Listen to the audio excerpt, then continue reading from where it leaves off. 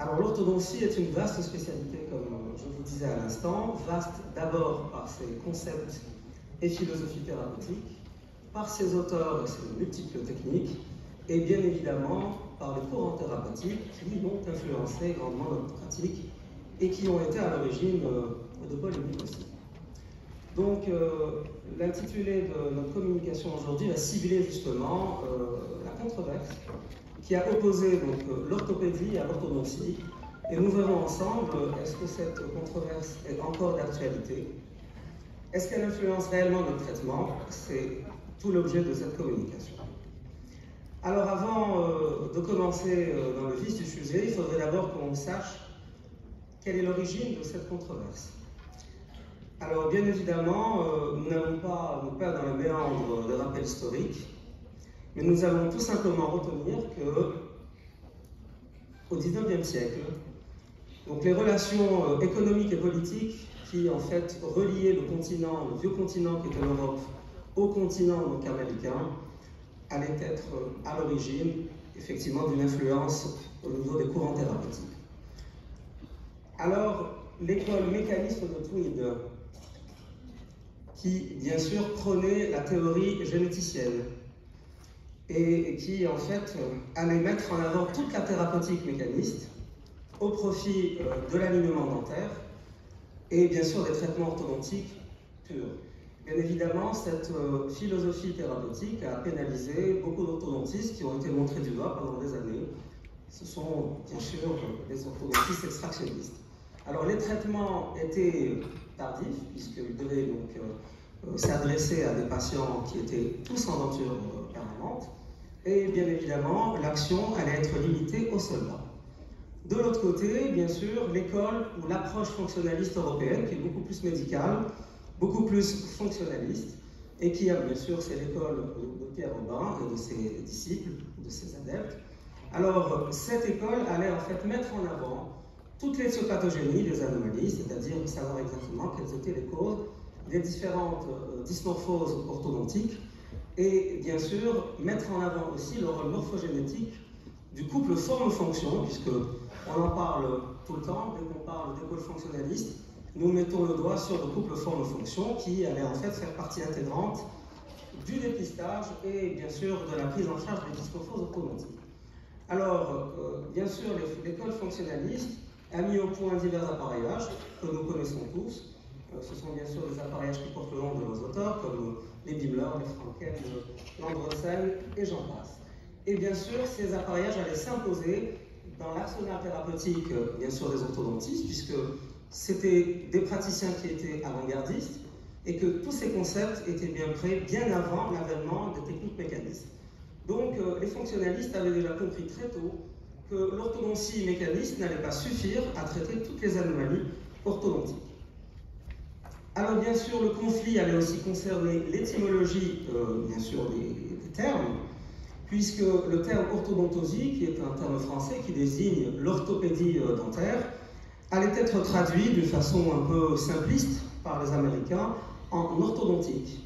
Et bien évidemment, cette appellation allait déplaire aux Français, étant donné qu'elle a été adoptée très vite par tous les anglo-saxons, notamment ceux d'Europe. Les Français trouvaient ce terme trop restrictif puisqu'il ne s'adressait uniquement aux dents et ils lui préféraient le terme d'orthopédie dentofaciale. Alors bien évidemment, ce conflit existe jusqu'au jour d'aujourd'hui puisqu'il y a encore une bataille des mots et qu'à la toute dernière réunion de la Société française d'EDF, la SFEDF, donc le terme orthognathologiste a été ortho-occlusognathologiste a été attribué aux orthodontistes. Donc l'histoire n'est pas finie. Bien évidemment, la guerre psychologique, si on veut, a duré une quarantaine d'années, jusqu'à l'arrivée, bien sûr, de Ricketts avec la bioprogressive, qui allait en fait plutôt apaiser les esprits. Avec beaucoup de subtilité, il a réussi à relier donc les deux courants et à faire accepter un changement de dogme. Par la suite est arrivée l'evidence-based medicine, et les problèmes ont commencé, ont repris. Donc l'evidence-based medicine, en fait, qui est la médecine factuelle, ou médecine par les preuves, donc allait permettre justement de rapprocher les scientifiques, qui étaient des chercheurs, des cliniciens. Et bien évidemment, ce rapprochement allait permettre aux praticiens de dispenser des soins beaucoup plus efficients, beaucoup plus efficaces pour leurs patients. Alors, est-ce que cette evidence-based medicine est-elle applicable en orthodontie? C'est une grande question. Est-ce que nous pouvons transposer la même rigueur méthodologique que celle que nous utilisons en pharmacologie ou en médecine à nos études en orthodontie ou d'ailleurs en médecine dentaire? Nos études sont multifactorielles et hétérogènes. Et bien évidemment, toutes les personnes qui ont peut-être dans la salle fait des thèses se sont toutes obstinées à chercher la significativité et le fameux alpha qui allait en fait leur donner la preuve statistique de ce qu'ils cherchaient.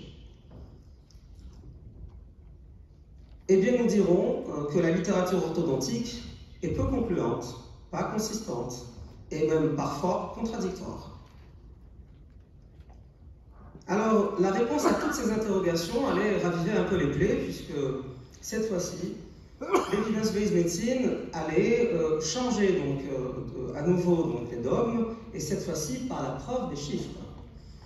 Et en remettant en question en fait toute une notion d'orthodontie médicale précoce, qui était basée sur des concepts et des observations d'auteurs référents en la matière, qui pendant des décennies ont permis justement de prouver l'efficacité de leurs concepts et leur appareillage, mais qui par surprise se retrouvaient au plus bas niveau de la pyramide de l'evidence-based medicine. C'est tout de même incroyable. Des praticiens qui ont voué toute leur vie à la recherche clinique se retrouvent dégradés. C'est vraiment le terme. Donc, la controverse est entretenue par les chiffres. Ça, nous n'avons pas peur de le dire. Donc, la controverse qui allait opposer l'école fonctionnaliste ou les adeptes des traitements précoces à ceux de l'orthodontie tardive a été remise sur le feu par l'arrivée justement de l'evidence-based, et cette controverse a été entretenue et bien sûr relancée par la preuve statistique. Alors, est-ce qu'il existe donc un intérêt particulier de faire un traitement d'orthopédie précoce? Est-ce que l'intérêt de cette orthodontie précoce est-elle compromise? Avons-nous perdu notre raisonnement clinique? Est-ce que nous allons devoir accepter indéfiniment le diktat des chiffres et des evidence-based pour prouver que telle technique ou tel concept apporte une efficacité certaine? Donc nous dirons déjà à ce stade que l'evidence-based medicine ne remplacera jamais l'expérience du praticien, ni sa réflexion d'ailleurs, et encore moins son raisonnement. Elle reste un outil d'aide à la thérapeutique.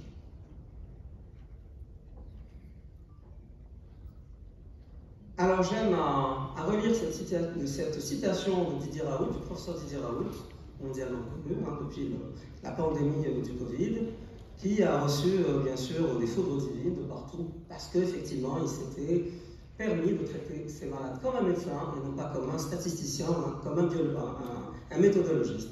Et il disait à ce sujet que le médecin peut et doit réfléchir comme un médecin et non comme un méthodologiste. Et donc c'était à la méthodologie de s'adapter à la médecine et non l'inverse. Et c'est tout notre problème dans cette spécialité. Voyons voir cette méta-analyse de la Cochrane Library. La Cochrane est une référence en données de méta-analyse, de systematic review. Et cette méta-analyse, en fait, allait s'intéresser à l'efficacité des traitements, donc des malocclusions de classe 2. Et la problématique qui allait se poser, c'était de savoir si les traitements de classe 2 squelettique, en deux phases, c'est-à-dire d'abord une phase précoce d'orthopédie, et secondairement en denture adulte, une phase de finition orthodontique, étaient plus ou moins efficaces qu'un traitement tardif en une seule étape. Avant d'annoncer les résultats, je voudrais tout de même vous montrer le cas de la petite Selma, qui était âgée de 7 ans, donc, et qui est venue nous voir en consultation parce qu'elle se plaignait donc de ses dents en avant et qu'elle se recevait des boutades, des taquineries donc à l'école. c'est dire l'impact psychologique tout de même d'une dysmorphose chez l'enfant. Et il ne faudra pas voir l'enfant comme une occlusion, mais plutôt comme un individu à part entière. Et vous voyez sur ce visage déjà des signes d'alerte, notamment dysfonctionnels, puisqu'elle est en inocclusion labiale, qu'on voit ses incisives, donc il y a tout de même un risque de fracture au niveau de ces incisives, c'est un risque inhérent donc, au décalage de classe 2, un visage long qui quand même annonce une dysfonction, qu'elle soit respiratoire ou autre, et d'ailleurs il n'existe pas de dysmorphose sans dysfonction. Je peux vous prendre au mot, il n'y a aucune dysmorphose squelettique isolée, elles s'accompagnent toutes de dysfonction orofaciale. Alors, la relation qui existe entre forme et fonction est quand même assez proche, et il y a une réciprocité d'action, mais les deux sont toujours associés. Et bien évidemment, de profil, nous pouvons apprécier l'augmentation de son étage inférieur, de sa rétroposition de la mandibule, donc il y a des choses qui ne vont pas. Alors, est-ce que nous allons choisir de faire une orthodontie tardive chez cet enfant, demander à sa maman de nous la ramener quand elle aura 16 ans ou 18 ans pour faire une phase de traitement orthodontique et la laisser évoluer de 7 ans jusqu'à 17 ans avec une anomalie qui ne va pas se limiter uniquement au niveau dentaire, c'est-à-dire que la malocclusion va dépasser le cadre du système dentaire pour affecter l'enfant à plusieurs niveaux. Eh bien, le résultat de cette systématique review de la Cochrane nous annonce tout de même des résultats assez étonnants. Donc, les traitements précoces des classes de squelettiques entre 7 et 11 ans ne sont pas plus efficaces que ceux entrepris à l'adolescence. Et donc, ces résultats sont en totale contradiction avec le premier principe de la médecine, qui est le primum non nocere. Alors, nous n'allons pas tergiverser. Un enfant qui présente une dysmorphose est un enfant en mal-vie. C'est un enfant qui respire mal, qui déglutit de façon pathologique, qui mastique de façon pathologique, qui a bien évidemment un impact psychologique de l'aspect esthétique, inesthétique de sa dysmorphose. Donc, il faudra procéder à une prise en charge. L'anomalie occlusale, elle, peut être traitée à n'importe quel âge. Par contre, nous avons une limite d'âge et une limite d'intervention lorsqu'il s'agit d'orthopédie, de modification des formes. Nous ne pouvons pas le faire à n'importe quel moment. Et différer le traitement d'un enfant, demander, comme je vous l'ai dit, à la maman de revenir 10 ans plus tard, n'est pas une attitude médicale. Vous conduisez directement l'enfant vers une perte de chance qui aujourd'hui, sur le plan judiciaire à l'étranger, est passible de poursuites judiciaires. Donc, l'intervention précoce est complètement justifiée. Alors, nous allons voir le cas de la petite Chérine qui a 7 ans, qui avait 7 ans quand elle avait consulté, il y a quelques années de cela. Alors, elle se présente avec ses jolis yeux verts déjà, et une petite, on va dire, attitude un peu timide. Et j'avais toutes les peines du monde à la faire sourire.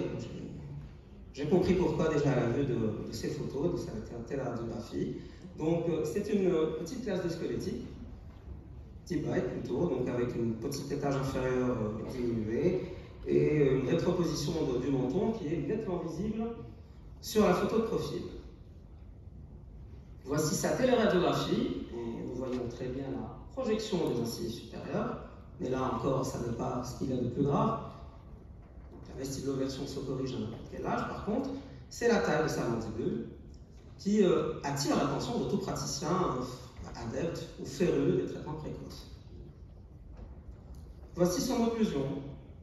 Donc, des rapports de classe 2 molaire et canin, une supraocclusion quand même très importante.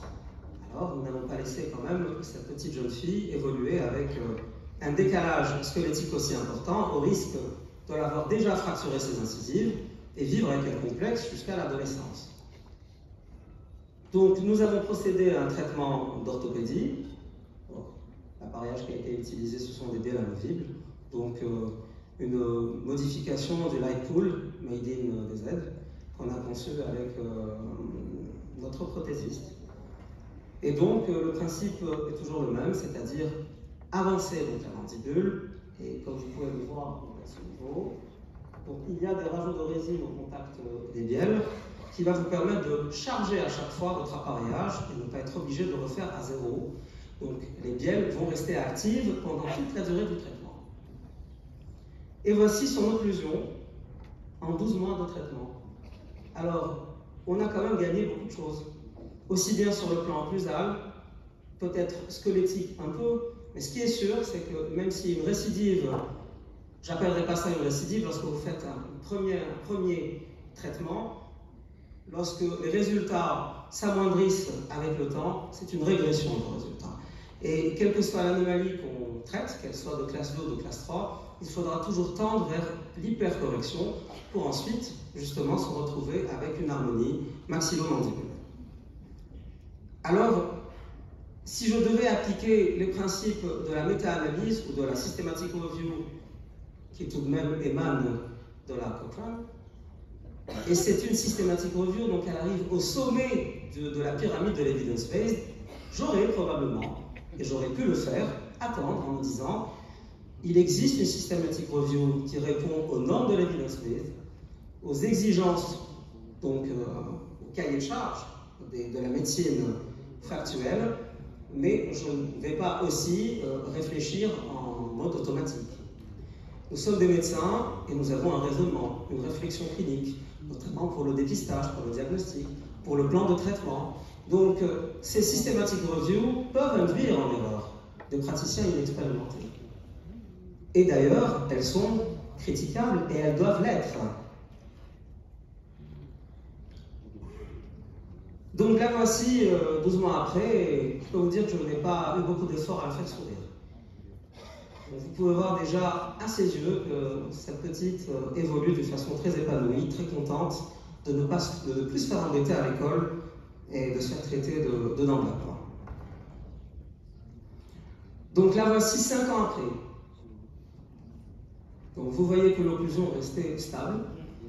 Peut-être une petite phase de finition dans quelques années. Pour l'instant, elle est encore trop jeune et ses parents ne sont pas demandeurs.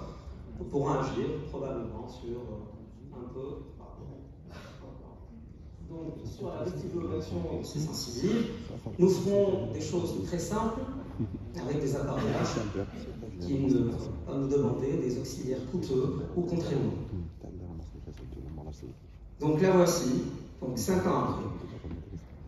Le deuxième cas est celui d'Islam, qui consulte aussi pour un décalage. Alors bien évidemment, quand vous faites de l'orthodontie précoce, vous ne faites que ça après parce que votre consultation est inondée d'enfants. C'est avec grand plaisir qu'on le fait, parce qu'au-delà de l'aspect esthétique, nous avons quand même un rôle en tant que médecin. Donc il y a tout de même un accomplissement qu'on fait, c'est une responsabilité qu'on engage en tant que praticien à remettre cet enfant sur le rail en termes de croissance. Et bien évidemment, vous voyez la projection de ces incisives supérieures. Nous avons aussi opté pour une phase orthopédique, et le voici une année après. Donc vous pouvez voir tout de même qu'il y a un changement phénoménal au niveau de son harmonie faciale, que cet enfant vit mieux, bien évidemment avec une rétromandibulie aussi importante. Il y a tout de même un risque accru de faire un SAOS et des syndromes d'apnée au sourcil du sommeil qui sont de plus en plus fréquentes aujourd'hui chez l'enfant. Plus en plus fréquentes peut-être pas, mais mieux diagnostiquées surtout. Donc cet enfant, au-delà de la prise en charge orthopédique, a été pris en charge sur le plan holistique, global. Nous avons agi tout simplement comme des médecins. Voici son occlusion, donc avant, après. Et vous voyez le gain, donc nous avons obtenu bien évidemment en avancée mandibulaire, et puis nous allons le mettre sous contention. Alors la contention, ça peut être un multifonction en plastique. Moi personnellement, je confectionne avec mon prothésiste des Frankel de recentrage et de contention qui vont bloquer en fait le patient en propulsion jusqu'à ce qu'il puisse accomplir le maximum de croissance mandibulaire. Voici donc sa radiographie de profil, donc avant et après.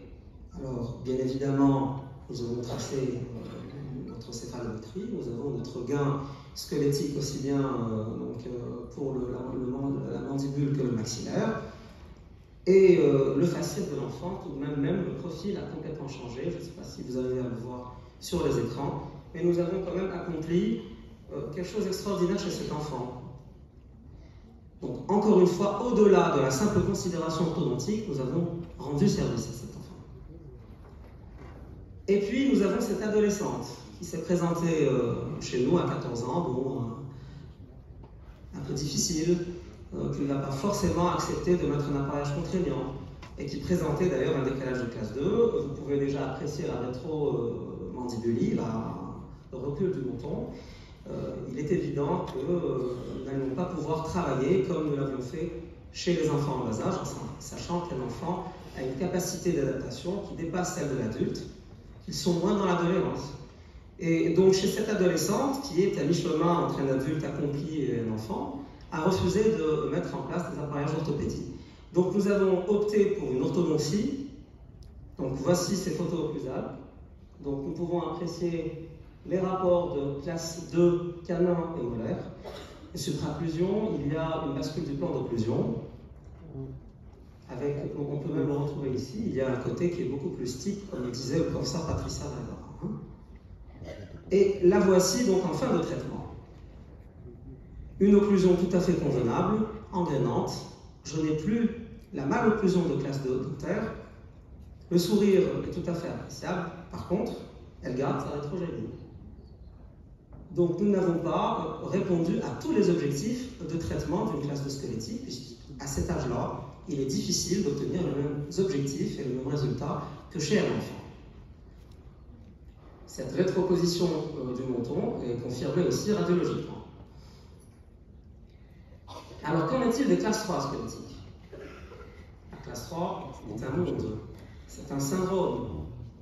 Alors, allons-nous faire preuve de parcimonie en faisant confiance donc, à l'expérience clinique des praticiens qui se sont attelés pendant très longtemps à établir des concepts, à tirer des conclusions, ou aux résultats statistiques d'une revue de la littérature, ou une systématique revue? Alors voilà le cas de Nazim, qui a consulté avec son frère, donc il a accompagné son frère qui était en suivi thérapeutique chez moi, et puis en sortant, je le croise en salle d'attente.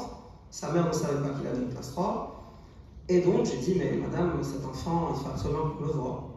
Peut-être pas aujourd'hui pour ne pas lui faire peur, mais il faudrait quand même qu'il revienne, au moins pour des photos et des radios.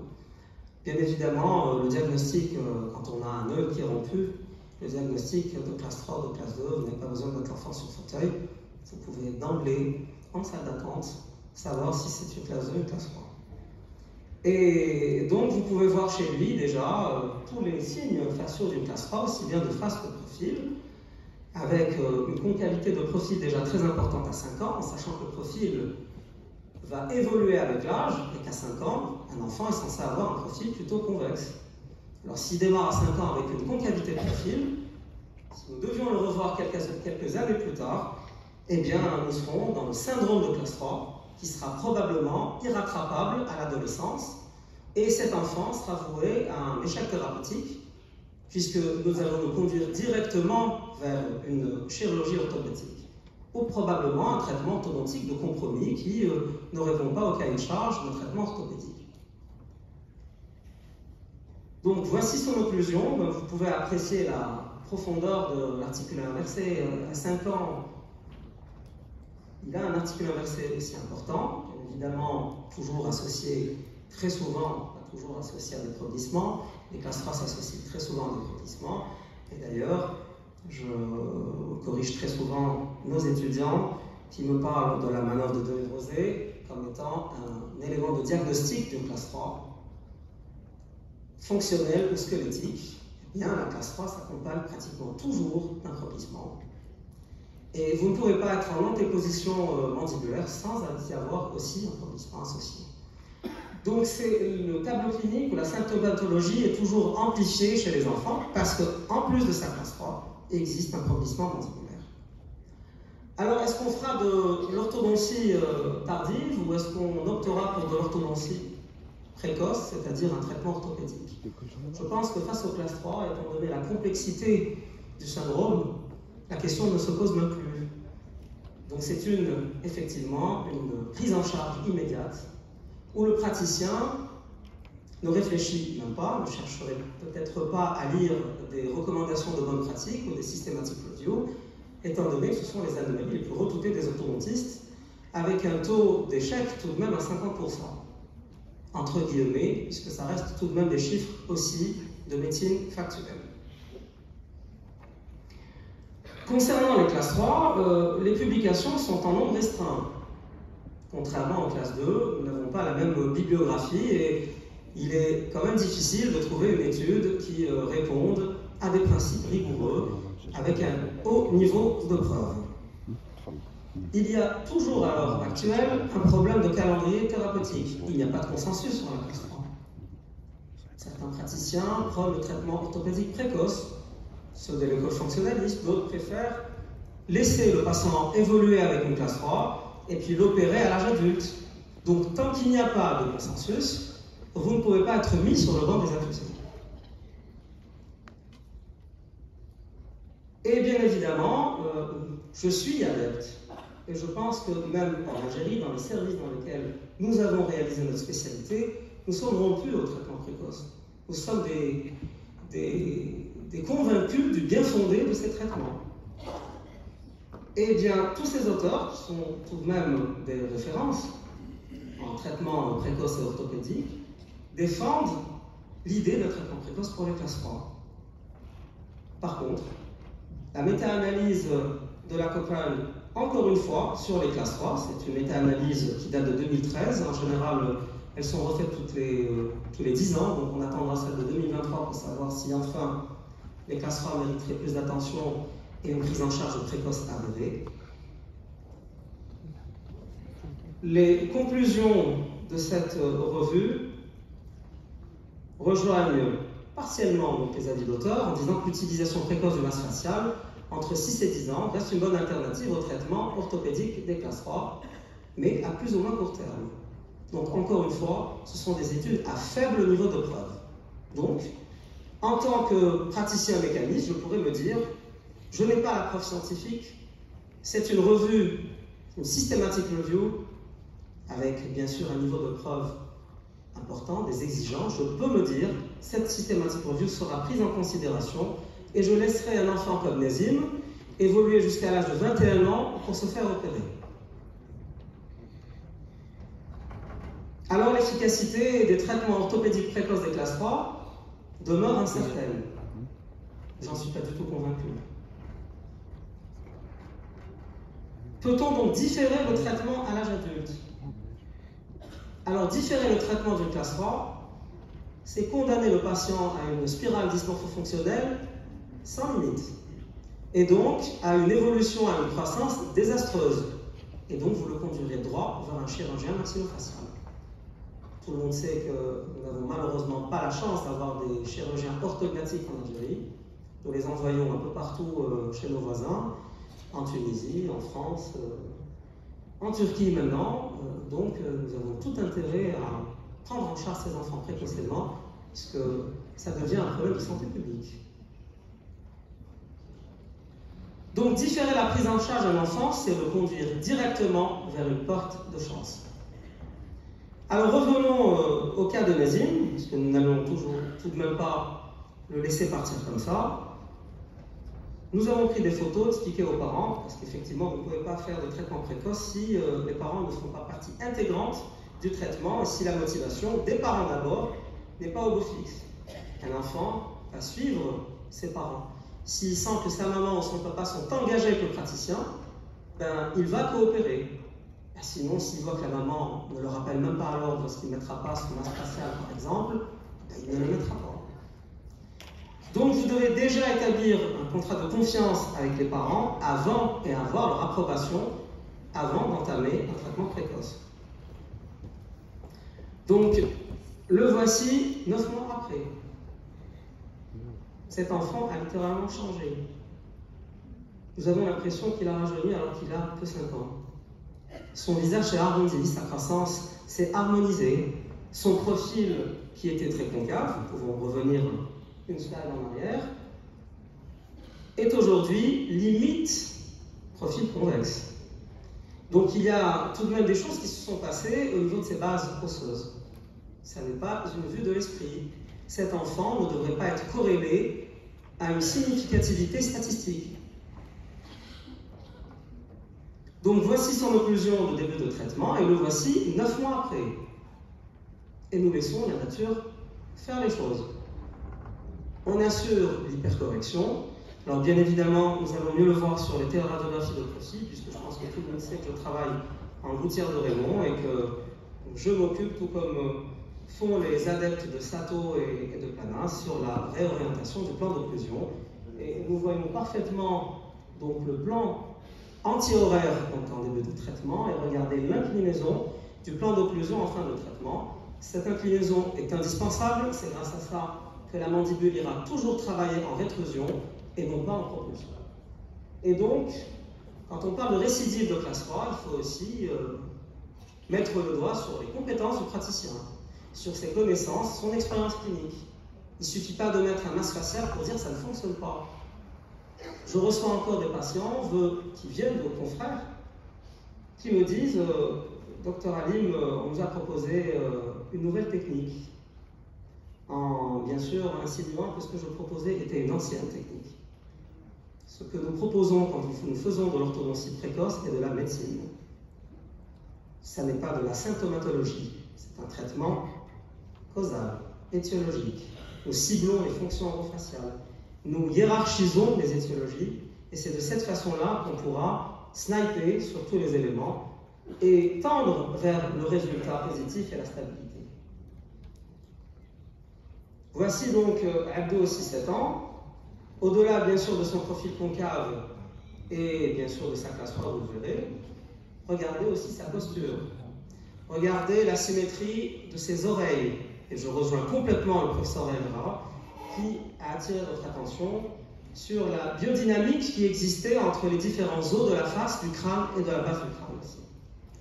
Donc c'est un puzzle qui fonctionne, tous les os fonctionnent en même temps, et d'autant plus chez un enfant qui est en pleine croissance avec des sutures qui sont béantes. Donc le voici 10 mois après. Les traitements précoces n'excèdent jamais 12 mois de traitement. Si vous voyez qu'au-delà de 12 mois, vous n'avez toujours pas de résultat, c'est qu'il y a problème. Et le problème n'est pas en vous. L'enfant ne coopère pas, la maman ne joue pas le jeu, et donc vous ne pouvez pas arriver à votre objectif. Donc vous n'avez pas une baguette magique. Nous sommes médecins et nous préconisons, nous donnons des consignes aux parents et aux patients. Si ces consignes ne sont pas respectées, vous n'atteindrez jamais votre objectif. Donc 12 mois de traitement pour le mettre à l'abri d'une dysmorphose fortement évolutive. Je lisais dernièrement un article de Passetti, qui est un éminent orthodontiste italien que nous avons perdu il y a quelques années, qui avait fait une étude sur l'autocorrection des classes 3 et des classes 2. C'est une utopie. Il n'y a aucune dysmorphose qui se corrige automatiquement. Si vous avez un schéma facial pathologique, des dysfonctions associées, vous ne pouvez pas, par magie, vous réveiller un jour avec un enfant qui passe d'une classe 3 à une classe 1. Ça n'existe pas. Ce sont des anomalies fortement évolutives qui ont des liens avec les dysfonctions orofaciales. Et donc, le tableau clinique ira toujours en s'aggravant. Voilà son occlusion de départ. Bien sûr, une atrésie du maxillaire, contrairement à l'amnésie. Une atrésie aussi bien antéro-postérieure que transversale. Donc, nous devons faire de la disjonction. Nous devons activer ces sutures. Et vous n'avez pas d'autre moyen pour le faire. Donc, vous êtes obligé de mettre en route une thérapeutique orthopédique. Donc le voici après. Nous n'avons pas fait grand-chose. Pour vous dire, on peine, je pense que tous les orthodontistes présents en salle pourront le confirmer, nous peinons à obtenir un résultat en orthodontie fixe. Ça nous demande de mettre de l'énergie, de la concentration. Ça ne veut pas dire que ce qu'on fait avec les enfants est accessoire. Je n'amoindris pas le travail. Mais vous avez des résultats qui sont beaucoup plus rapides, en un temps record, et donc vous devez de le faire. Voici donc les téléradiographies de profil. avant, après. Je voudrais que vous fassiez attention à l'inclinaison du plan d'occlusion. Extrêmement plat, flat pour Patricia. Et il se transforme en un plan d'occlusion de classe 2 style. Et c'est ce plan d'occlusion qui va vous mettre à l'abri d'une éventuelle récidive. Les orthodontistes mécanistes travaillent en statique. Pas tous. Nous connaissons les compétences des élèves de Sato et de Planas. Ils travaillent bien évidemment sur l'alignement dentaire. Je reviens de Lisbonne d'un cours sur le GIAO magnifique avec un conférencier de renom que Patricia connaît aussi, qui est le docteur Velasquez. Et j'ai vu des merveilles aussi faites en associant la mécanique et la logique fonctionnaliste. C'est tout ce que le professeur Vergara vous avait montré tout à l'heure sur l'adulte. Et ça fonctionne encore plus rapidement chez les enfants. Alors, quelle orthodontie maintenant pour les classes 3? Parce que nous avons fixé nos objectifs. L'orthopédie est incontournable parce qu'on fait de la médecine. Maintenant, si nous faisons du traitement symptomatique, eh ben, nous avons le droit de tout faire. Mais je pense que nous n'avons pas le droit de tout faire et s'amuser avec un enfant. Un enfant, comme j'aime à le dire, est précieux. Et donc, le praticien doit le prendre en charge dans les règles de l'art, aussi bien sur le plan médical, clinique, que sur le plan psycho-affectif. Donc, nous devons nous adapter. Effectivement, les traitements précoces sont chronophages. Quand je lis des articles qui argumentent le traitement tardif, sans prétention aucune, ça me fait sourire. On parle de temps passé sur fauteuil, on a vraiment l'impression que ces enfants deviennent une contrainte pour le business du cabinet. Dieu merci, en CHU, nous n'avons pas ce critère d'évaluation et nous faisons du mieux qu'on peut. Et nous pratiquons donc une orthopédie à visée médicale chez ces enfants. Et bien évidemment, la prise en charge d'un enfant nécessite des compétences, nécessite une expérience. Tout le monde ne peut pas prendre une prise d'empreinte chez un enfant de 4 ans. Il faut savoir le faire. Il y a des méthodes pour le faire. Il y a donc un apprentissage à faire. Et donc, quand j'entends certains praticiens dire « ça ne marche pas », eh ben je le réponds, vous ne savez pas le faire. Alors, regardons ensemble cette patiente donc, qui est venue me voir, qui avait 14 ans. Alors, très difficile de lui faire accepter un traitement orthopédique au collège. On doit s'adapter aussi à la demande de nos patients. Et à leur profil psychologique, à leur tempérament. Vous avez des petits guerriers qui viennent vous voir, qui acceptent tout, qui sortent avec leur appareillage aussi contraignant qu'il puisse être à l'extérieur, et d'autres qui ne supportent peut-être même pas une plaque palatine avec un nerf vestibulaire apparent. Donc on s'adapte. Eh bien, on regardait un peu son sourire, elle a un sourire édenté à 13 ans. Et on ne voit pratiquement pas ses incisives. Ce sont d'anciennes photos que j'avais prises avec mon ancien appareil, à qui je rends hommage parce qu'il est passé à la poubelle. Et donc, la concavité de profil donc, de cette patiente est tout de même phénoménale. C'est une classe 3 squelettique avérée, les résultats céphalométriques non prouvés. Donc, je n'ai pas le temps de rentrer dans les détails céphalométriques. Mais comme aujourd'hui le discours est mené, non pas pour mener une guerre contre les chiffres, ça n'est pas du tout mon objectif, et c'est pour faire prendre conscience, notamment aux jeunes praticiens présents en salle, que tout ce qui vient du systematic review d'un article, aussi balèze qu'il puisse paraître, n'est pas forcément la réalité clinique. Donc là voici 25 mois après. Elle a eu le temps de grandir, de mettre le voile, etc. Donc vous voyez quand même qu'il y a un résultat qui est très appréciable au niveau de son sourire. Elle avait un sourire édenté, elle se retrouve à avoir un sourire denté. Donc pour elle, c'est gagné. Toute sa famille, tout le monde est content. Son profil s'est amélioré, on le voit. Donc, elle est passée d'un profil extrêmement concave, hein, vraiment un profil dédenté, à un profil harmonieux d'une jeune fille de son âge. Mais pour arriver à ce résultat, eh bien, cette patiente a dû jouer le jeu. Et je me devais, à chaque consultation et rendez-vous, faire du renforcement positif. Parce que l'appareillage est contraignant, qu'elle doit mettre des élastiques, qu'elle doit supporter une surélévation. C'est le jeu, effectivement. Hein, dès lors que les parents et le patient d'abord, hein, d'abord l'approbation est à obtenir auprès d'abord du patient, aussi jeune soit-il, et ensuite secondairement auprès des parents, parce que ça ne sert à rien de forcer un enfant ou un adolescent à mettre un appareillage s'il n'en a pas la nécessité. Vous êtes en train de donner des coups d'épée dans l'eau. Donc voilà son conclusion de départ, qui dira que ce n'est pas une classe 3. Et voilà son conclusion de fin de traitement. On est content de voir ça, on a réussi à faire beaucoup de choses, mais entre les deux, il s'est passé ça. Beaucoup de travail pour le praticien et énormément pour le patient qui devait faire preuve de motivation et de coopération pour arriver à ce résultat. Étant donné qu'elle était très complexée par son sourire, donc elle a tenu sa parole et on est arrivé quand même à ce résultat. Alors, je regarde aussi par contre l'axe des incisives. Je n'obtiens pas ça quand je fais de l'orthopédie précoce. J'ai un rétablissement des relations maxillo-mandibulaires avec des axes dentaires qui s'établissent naturellement. Là, on sent qu'on a forcé, aussi bien sur la position dentaire que sur le parodonte, pour parvenir à ce résultat. Mais nous n'avions pas le choix. Cette patiente n'était pas en âge de se faire opérer. Je ne pouvais pas la laisser tout de même atteindre ses 21 ans et l'envoyer en chirurgie. Eh bien, nous avons opté pour une orthodontie corrective, compensatrice. Voici les téléradiographies donc avant-après.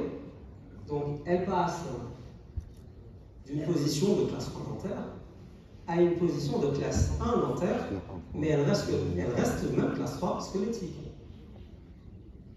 Alors, quand je balaye la bibliographie, et nous avions eu de par le passé beaucoup d'échanges avec des amis confrères, on évalue la réussite d'un traitement au SNA, SNB.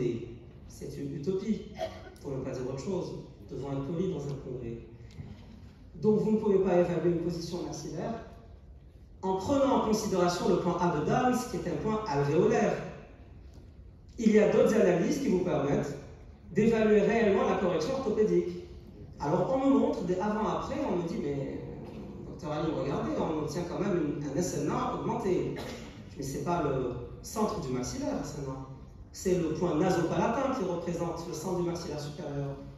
Et il y a très peu d'analyses, dont l'analyse de Delair, paix à son âme, nous l'avons perdu la semaine dernière, qui donne réellement le résultat orthopédique d'une correction au maxillaire de la mandibule. Donc les SNA et SNB, c'est du gribouillis pour les praticiens. Les plus jeunes doivent s'entraîner à faire de la céphalométrie, les plus anciens ne veulent même plus la faire et ont des logiciels gérés par des assistantes. En finalité, cette céphalométrie ne sert plus à rien. Qu'en est-il des occlusions croisées à présent? Et nous finirons notre communication sur les occlusions croisées, puisque le thème était d'opposer l'orthopédie à l'orthodontie et voir quelles étaient les anomalies orthopédiques qu'on allait pouvoir gérer en précoce. Eh bien, les résultats de cette systematic review, vous ne trouverez pas plus sérieux qu'un Cochrane. Tous les evidence-based ne jurent que par cette base de données. C'est la Bible des evidence-based. Enfin, pour nous, le Coran. Donc, eh bien, cette systematic review rejoint partiellement ce que nous disions à propos des traitements précoces, en comparant plusieurs appareillages d'expansion. Donc là, on sait que le Codelix est un excellent appareillage d'expansion lorsqu'on le compare à nos témoins non traités, que la plaque palatine seule va pouvoir le faire aussi normalement par rapport à nos témoins, mais dès lors qu'on commence à les comparer, lack evidence, on commence à parler de faible niveau de preuve, parce que nos études ne sont pas des études à une seule variable, en dehors de ceux qui font des travaux sur une prévalence. Toujours est-il que nous avons des études multifactorielles, ce sont des individus à part entière. Nous ne sommes pas en train d'évaluer une seule variable, comme en pharmacologie, efficace, non efficace. Nous avons une complexité de l'appareil mandicateur, des fonctions orofaciales qui s'y opèrent, des phénomènes de croissance adaptative. Alors, nos études sont éternellement biaisées. Je ne comprends pas cette obstination à vouloir obtenir, en dehors de ceux qui font des obsessions et probablement en rapport avec les chiffres, notre travail est d'abord clinique. Alors, c'est vrai qu'à l'université, nous devons présenter des travaux soutenus qui répondent à l'evidence-based. Et tout le monde sait qu'on peut aussi jouer sur les chiffres. Et quand on a un bon biostatisticien, ce qui est blanc deviendra noir, si on le veut. Donc ça n'est pas une réalité clinique. Et donc c'est un outil que vous pouvez utiliser pour affirmer ou pas une situation clinique, pour répondre à une question clinique donnée. Et vous ne pouvez pas trancher en prenant en considération la valeur statistique que nous peinons à avoir. J'espère que j'aurai à présenter mes résultats de thèse. Eh bien, concernant, j'ai échangé avec Mme Truffaut il n'y a pas très longtemps là-dessus, Mme Araba, il y a des variables qui nous paraissaient tellement évidentes, c'est-à-dire en termes de significativité. Eh bien, je vous assure que ça n'y est pas du tout. Et par contre, en clinique, ce n'est pas du tout ce qu'on a. Donc, il y a tout de même une contradiction flagrante entre des résultats statistiques et des résultats cliniques. Alors, lorsque ces deux corroborent et qu'on arrive à les assembler, ben, tout le monde est content et on publie une systématique review. Par contre, si les résultats sont contradictoires, les plus honnêtes vont le déclarer de cette façon-là et d'autres vont peut-être jouer sur les chiffres. Ça existe même en médecine, hein. On n'est pas en train d'accuser qui que ce soit. Nous savons très bien que toutes les études aujourd'hui en pharmaceutique sont soumises, victimes de lobbying. Demain, on pourra vous dire que l'aspirine n'a plus aucun effet anti-agrégant plaquettaire si le laboratoire met pas pris. Eh bien, en orthodontie, le but de ma communication, c'était de nous épargner justement ce diktat des chiffres. Nous n'avons pas à répondre à ce diktat des chiffres. Nous sommes des cliniciens, des médecins de la bouche. Eh bien, regardez cette jolie jeune fille qui s'appelait Maria, enfin qui s'appelle toujours Maria, mon Dieu, et qui est donc qui a consulté, envoyée par les dentistes de l'hygiène scolaire, que je félicite. Ça n'est pas évident de diagnostiquer un articulé croisé chez un enfant de 4 ans, 4 ans, 5 ans. Eh bien, vous pouvez voir sur la photo de face qu'il y a une déviation du menton. Et que tout le côté gauche, comme l'expliquait le professeur Valera, allait subir donc un stretching. Et donc, on allait avoir un articulé croisé, forcément quelque part, avec une asymétrie au niveau du plan d'occlusion, et nous allons le voir. J'ai demandé à sa maman de m'apporter des photos de bébé, effectivement. Maria, à 2 ans, avait déjà sa latérodéviation, donc son MLD. Donc elle est née avec. C'est une dysmorphose, donc une anomalie de structure. L'enfant est arrivé avec cette anomalie de structure. Bien évidemment, vont se greffer à cette asymétrie structurale des asymétries fonctionnelles. Elle ira toujours mastiquer du côté croisé, du côté de la dimension verticale la plus réduite. La voici de profil. Je rejoins aussi pleinement notre invité. Eh bien, lorsqu'on dévie une mandibule, eh bien, on part en classe 3.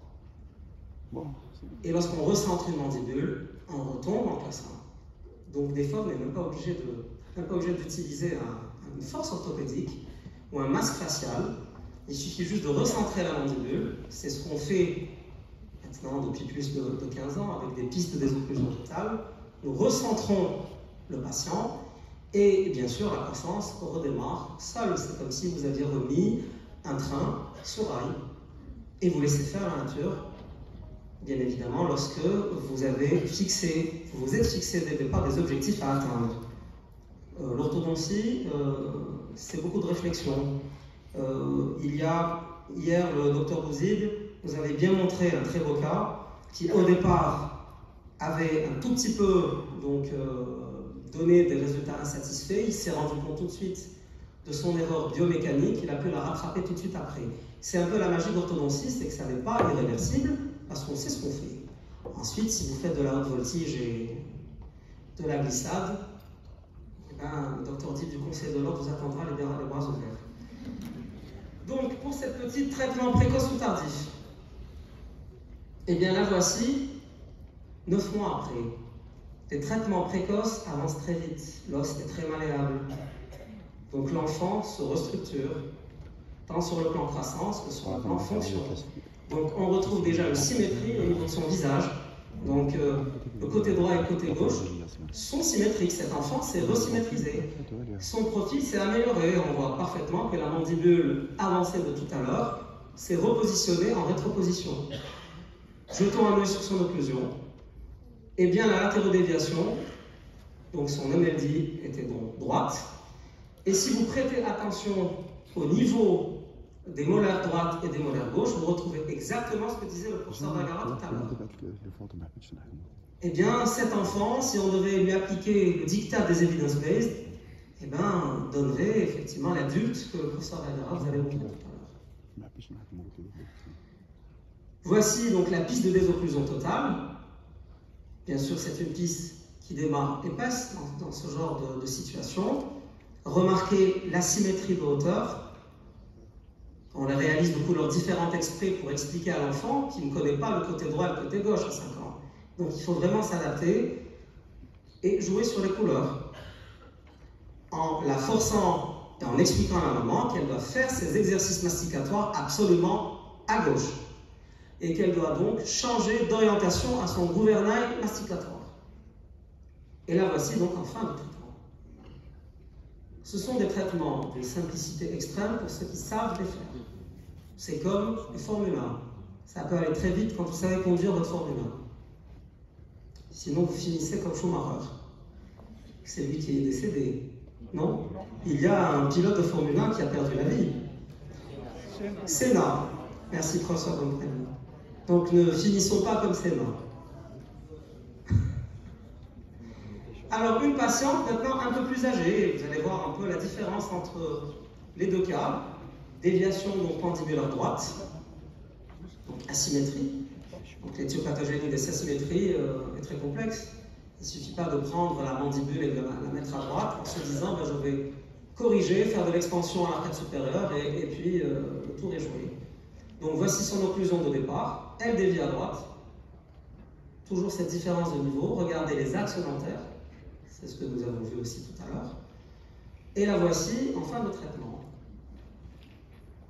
Nous n'avons pas mis de PDT, de piste de désocclusion totale, puisqu'au-delà de 6 ans, la croissance du crâne termine sa croissance et que toutes les sutures se synostosent. Et effectivement, en fonction des théories d'ostéopathie, certains vont prôner la dynamique crânio-faciale encore à l'âge adulte, et d'autres vont dire que tout est synostosé en dehors de certaines syndesmoses qui ne vont pas montrer une grande malléabilité ou mobilité. Et bien, ce que je vais vous montrer ici concerne son visage.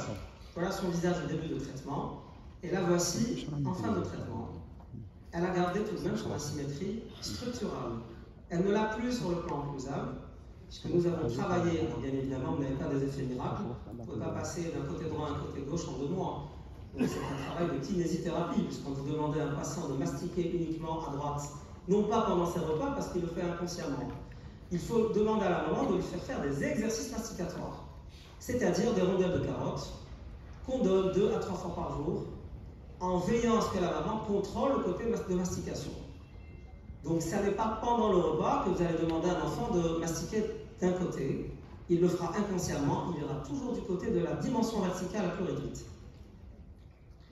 Eh bien, en conclusion, nous dirons qu'à côté du poids des chiffres et des statistiques, existe une réalité clinique, celle de la prise en charge médicale d'un enfant en malvie. Donc, les arguments en faveur des traitements orthopédiques précoces pèsent plus lourd que le poids des chiffres, parce qu'ils engagent notre responsabilité de médecin. La décision thérapeutique dépendra certes de l'âge du patient, de son degré de coopération, de la motivation des parents, mais essentiellement de la réflexion du praticien. Donc le raisonnement du praticien est incontournable dans une décision thérapeutique.